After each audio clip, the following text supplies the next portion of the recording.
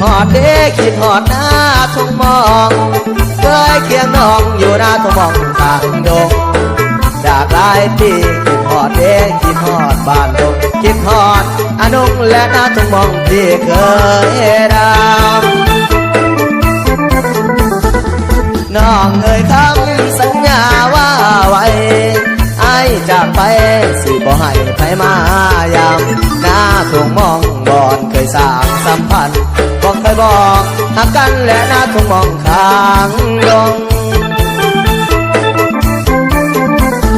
คิดฮอดอีลิแม่คนตางอนคิดฮอดตอนฝนหลั่งลิ้นลงมาฝนตกผ่าห้องน้องแงย้ำต่อหาคิดฮอดควันตาและหน้าทุ่งมองที่เคยดำอ้ายเอ่ยคำสัญญาว่าไว้อ้ายจากไปสิบ่ให้ไปมายามหน้าทุ่งมองบอนเคยสร้างสัมพันธ์บอกเขาบอกหักกันและหน้าทุ่งมองข้างดง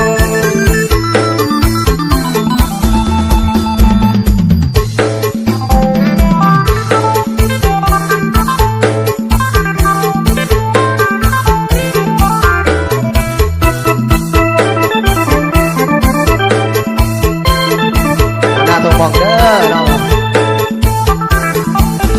คิดฮอดอีลิแม่คนตางอนคิดฮอดตอนฝนหลั่งลิ้นลงมาฝนตกผ่าห้องน้องแงงับเข้าหาคิดฮอดควันตาและหน้าทุ่งมองข้างดงน้องเอ่ยคำสัญญาว่าไว้ไอ้จะไปสิบ่ให้ไปมา